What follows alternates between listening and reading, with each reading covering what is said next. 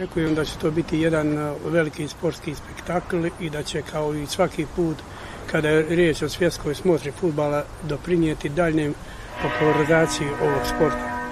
Katar je zemlja koja već odavno mnogo ulaže u fudbal. Imaju klubove koji se po potencijalu mogu mjeriti sa nekim od najvećih evropskih klubova i ovo je sjajna prilika da pokažu svjetskoj javnosti koliko su napredovali.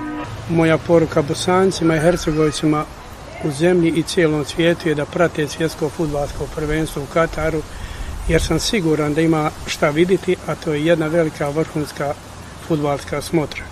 Kogod ima tu priliku, mislim da bi trebao otići u Katar i svjetsko fudbalsko prvenstvo doživjeti iz prve ruke.